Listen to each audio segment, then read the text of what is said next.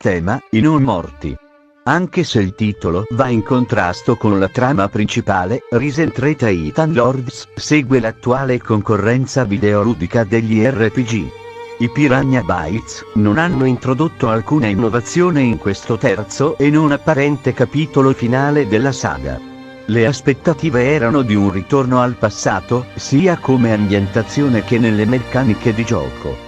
In Risen 3 queste promesse sono state rispettate in parte, in quanto non è altro che una versione di Risen 2, in stile dark. In certi versi Risen 3 fa ricordare un po' i vecchi Gothic, quando parliamo di esplorazione e personaggi secondari. Non mancano easter egg di vecchi NPC della saga di Gothic, di citazioni tipiche della vecchia serie e di certi mostri che popolano le zone non abitate. Il gioco ha una ambientazione dark, che ricorda la valle delle miniere di Gothic 2, con zone aride, paludi fatiscenti, rovine antiche, il tutto pullulanti di non morti. Quando i Piranha Bytes annunciarono il ritorno ad un'atmosfera gotica, hanno fatto illudere ad una trama collocata nel continente a nord delle isole meridionali visitate in Risen 2. Invece i Piranha ci hanno presentato lo stesso modello del mondo di gioco di Risen 2, con alcune isole già conosciute, come Antigua e Tacarigua, rimodellate da cima a fondo, ed alcune nuove di zecca. La cosa che ha fatto storcere il naso è stata la incoerenza tra i climi delle varie isole, poiché due isole troppo vicine presentano climi, fauna e flora completamente differenti. Ma tralasciando questo piccolo dettaglio, in generale le ambientazioni sono di tipo mediterraneo, come l'isola di Corinis in Gothic 2, o come l'isola di Faranga in Risen 1, e infine di tipo tropicale. Poi c'è la baia di Calador, il quale presenta un clima continentale, tanto che per certi versi, specialmente lungo la costa, fa ricordare la zona costiera orientale del Myrtana di Gothic 3. Le isole sono ottimizzate per l'esplorazione, se siete alla ricerca di un RPG che non vi metta su dei binari, Risen 3 è obbligatorio.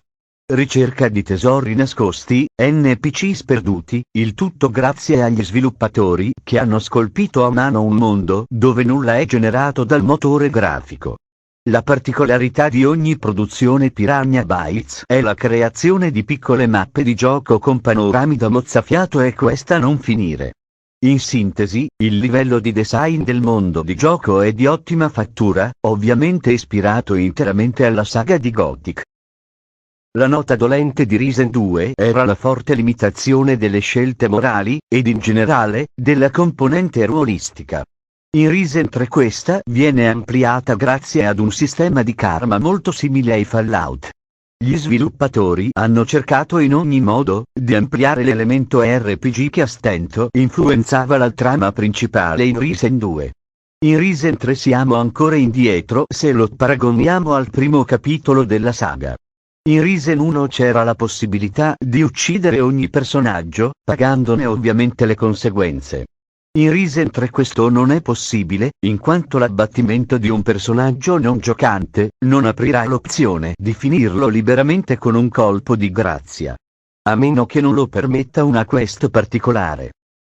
Poi c'è il problema del comportamento non convincente degli NPC. Se rubate nelle loro case o se li pestate a morte, rimarranno offesi solo per pochissimi minuti, per poi ritornare a parlarvi tranquillamente come nulla fosse successo. Questo si affianca anche ad una esagerata brutalità dei colpi finali dei duelli.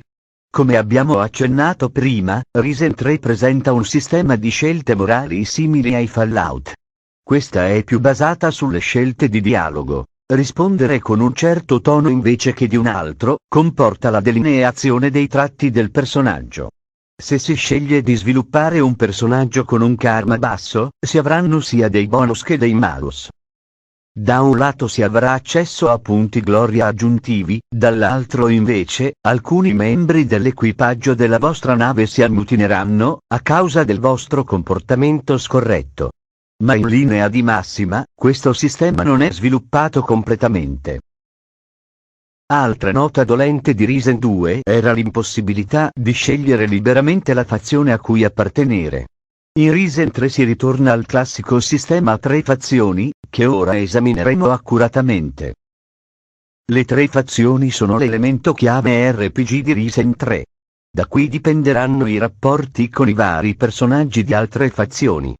Ma la scelta di una fazione rispetto ad un'altra non vi forzerà nella costruzione del vostro personaggio, ma più che altro nel tipo di magia e le scelte tattiche di combattimento che fra poco analizzeremo. I Guardiani.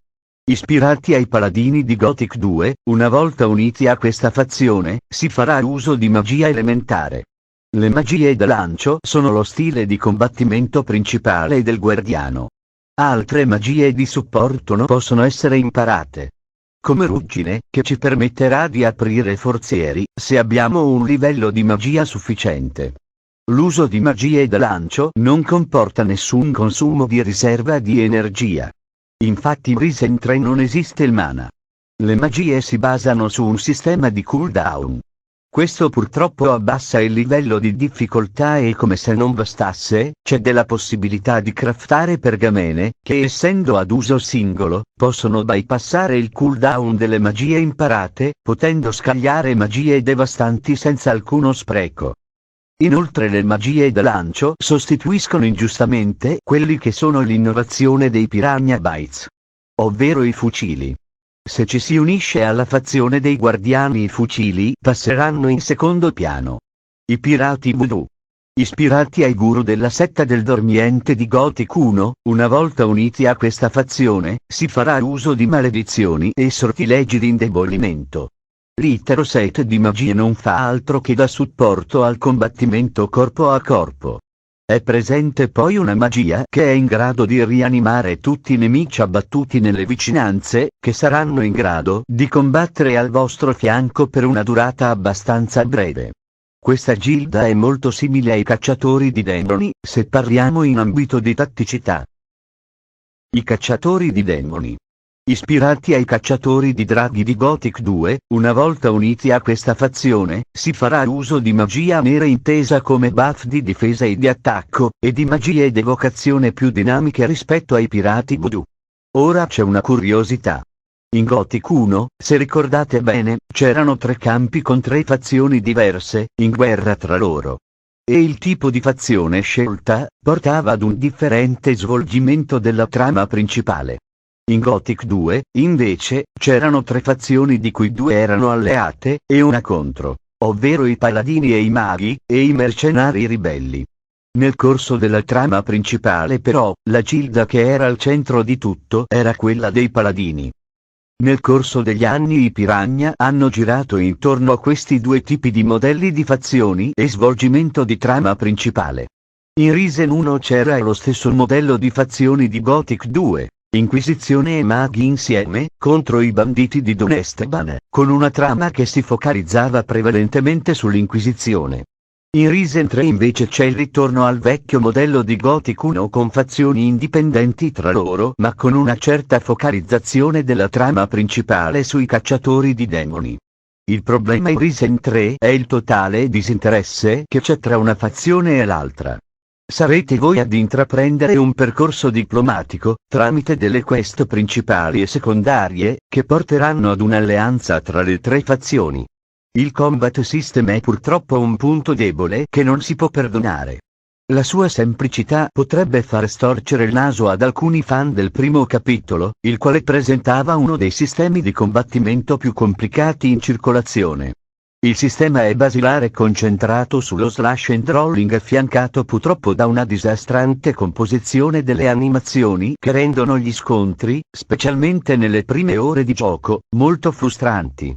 Il sistema di combattimento melee delle magie invece è una vera sorpresa. Purtroppo a questa gioia per gli occhi si affianca un mancato qualsiasi sistema di stamina che rende i combattimenti assai troppo facili. I fucili sono più dinamici rispetto al precedente capitolo, ma il problema di bilanciamento persiste. Come persiste anche il problema di targeting che a volte non lascerà gestire il bersaglio liberamente. Un problema che risale da Gothic 1. Ma per fortuna i fucili passano in secondo piano una volta che si farà uso di magie da lancio.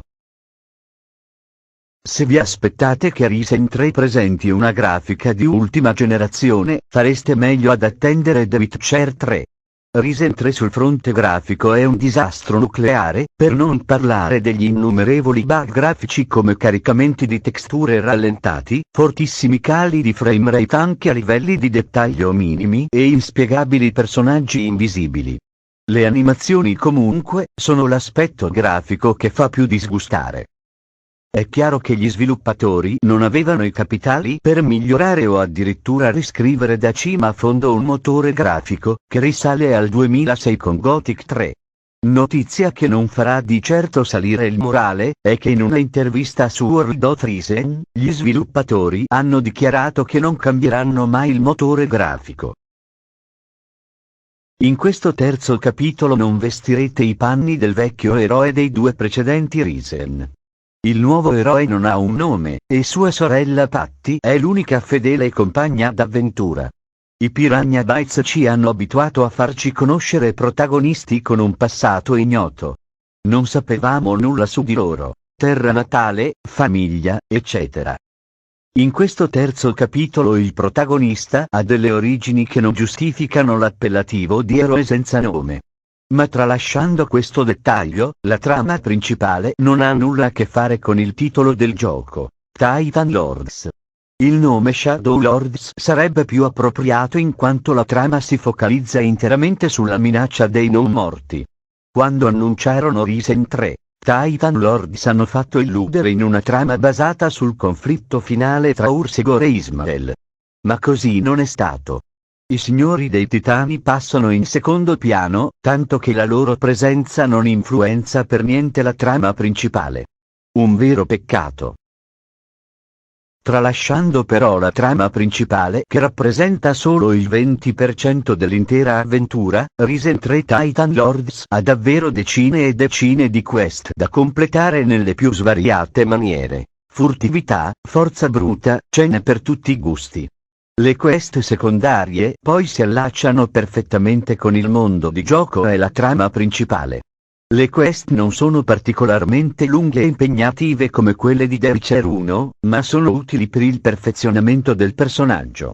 Poi c'è il sistema di party. Durante l'avventura sarete accompagnati dal vostro equipaggio a bordo di una fregata che dipenderà dalla fazione scelta. In Risen 3 Titan Lords i membri dell'equipaggio saranno disposti ad aiutarvi non solo in combattimento, ma anche con quest particolari che renderanno più chiaro il quadro generale della trama. L'equipaggio infine è sensibile alle scelte morali del protagonista. Il comportamento corretto porterà all'ammutinamento di personaggi aggressivi ed arroganti come Mendoza o il comportamento scorretto ad altri come Jafar e Dewar. E come se non bastasse, durante lo svolgimento della quest principale si sbloccheranno delle battaglie navali contro mostri marini o pirati rinnegati. In sunto, a livello di contenuti, Risen 3 è davvero un piatto prelibato da gustare fino all'ultimo boccone.